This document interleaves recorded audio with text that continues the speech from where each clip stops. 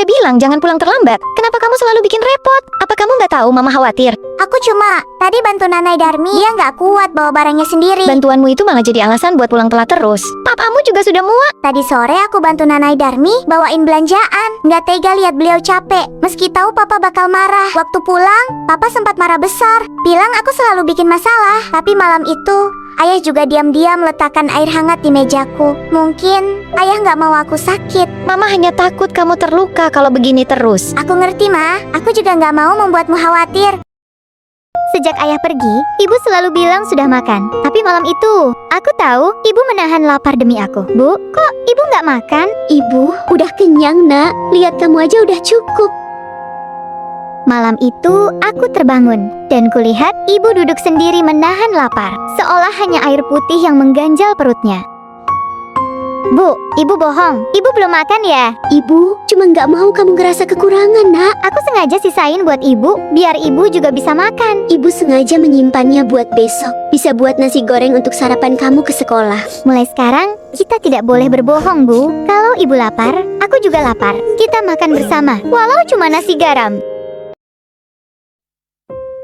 Setiap kali dapat juara, aku selalu berharap kali ini mereka bangga. Bu, Pa, aku juara satu lagi. Taruh aja di meja. Cuma kertas, nggak usah lebay. Ibu aku beliin es krim soalnya aku naik peringkat dari 10 ke 5. Kalau aku dibeliin boneka sama ibuku. Oh ya Neona, kamu kan ranking 1 terus ya? Tapi kok nggak pernah dirayain sih? Mungkin orang tuanya nggak bangga. Kenapa mereka dirayakan walau tak sempurna? Sedangkan aku, sebaik apapun, tetap dianggap biasa. Iya Pak, saya janji nggak telat lagi. Tolong kasih saya kesempatan. Saya kerjain laporan malam ini, Bu. Tolong jangan potong gaji saya. Ternyata mereka juga punya beban masing-masing. Tapi kenapa harus aku yang kena?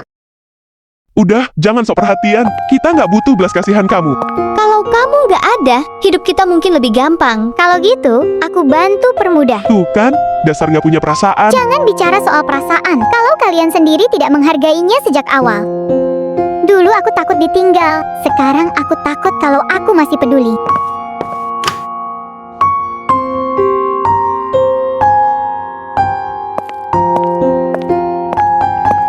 Kamu pikir hidup di luar gampang? Hidup di luar belum tentu enak, tapi satu hal pasti. Setidaknya, nggak ada yang bilang hidupku lebih tenang kalau kamu nggak ada. Papa janji mau nonton lomba lari aku. Semoga kali ini nggak seperti tahun lalu. Neona, papa kamu mana? Kok nggak kelihatan? Mungkin kejebak macet, tapi kan papa kamu bisa berangkat lebih pagi. Aku nggak tahu, jangan bahas itu lagi. Neona, kamu kenapa sedih? Kamu tadi larinya bagus banget. Papa janji mau datang, Bu. Papa kamu pasti ada urusan penting. Jangan sedih ya. Neona, Papa minta maaf. Papa tahu Papa salah. Nggak usah minta maaf, udah terlambat. Papa janji nggak akan ngulangin lagi. Papa akan usahain selalu ada buat kamu. Papa selalu bilang gitu. Tapi buktinya apa? Neona capek, Pak. Capek dibohongin terus. Neona ikut lomba biar Papa bangga sama Neona. Tapi percuma. Ren, gas ke sungai yuk. Hari ini ikan lagi piknik, gampang ditangkap. Jangan deh. Kalau ibu tahu aku ke sungai, bisa kaku nih. Betis dipukul kemoceng. Alah, ibu kamu kan lagi belanja ke pasar. Nggak mungkin tiba-tiba teleport kayak Naruto. Lagian, kita nggak nakal kok. Ini kegiatan ilmiah, penelitian ikan gabus. Baiklah, demi penelitian ikan, berangkat. Wah, indah banget. Berasa masuk iklan sabun. Ngaco lo, udah cepetan turun sebelum ikannya update status kabur. Ayo, operasi pancing ikan dimulai. 1, 2, tangkap.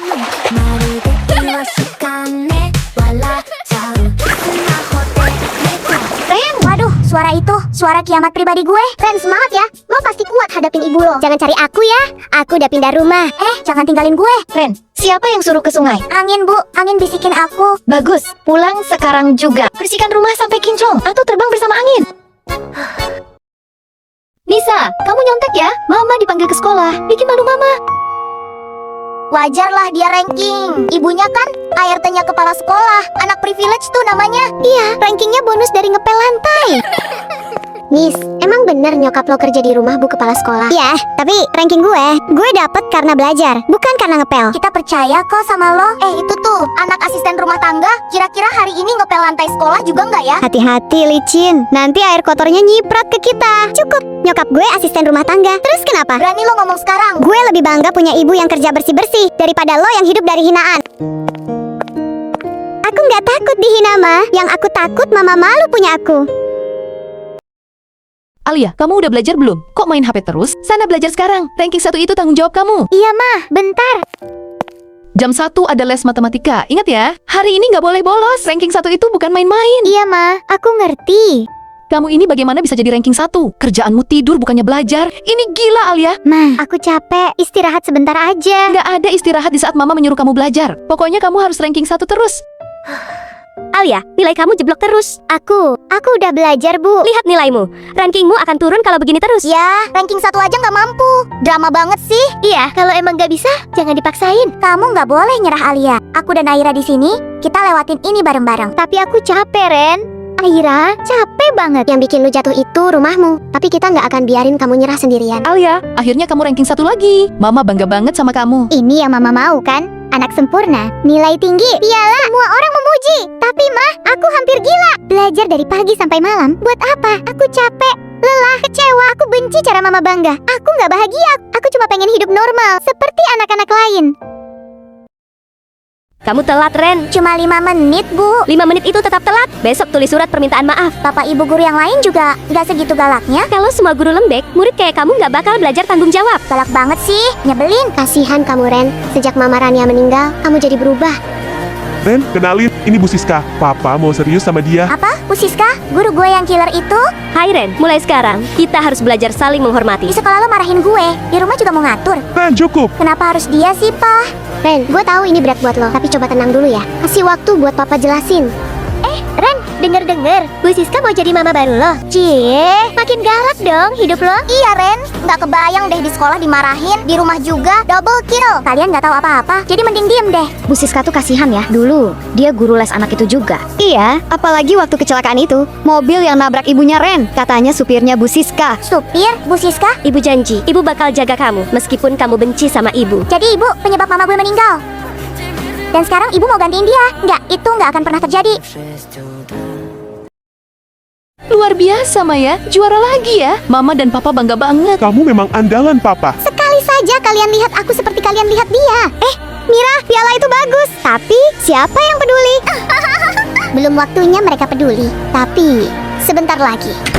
Sampai kapan kau jadi boneka mereka, Maya? Hanya ini caraku dapat kasih sayang mereka. Omong kosong, kita perempuan. Mereka harus terima itu. Bukan kita yang harus berubah. Aku cuma ingin mereka melihatku, mencintaiku. Itu bukan cinta, Maya. Itu penjara. Kita berhak jadi diri sendiri. Kenapa kau tidak melawan? Kalau aku melawan, mereka akan membenciku selamanya. Seperti mereka membencimu. Mereka akan belajar bahwa cinta yang dipaksakan akan berbuah kematian. Maya, kenapa makannya sedikit? Pertandinganmu penting. Iya, sayang. Jangan sampai kamu lemes nanti. Maya, aku buatkan kue kesukaanmu. Enak banget, kamu hebat deh. Tentu saja, aku membuatnya dengan penuh cinta. Mira, apa yang kamu lakukan? Kalian ingin anak laki-laki kan? Sekarang kalian tidak punya siapa-siapa.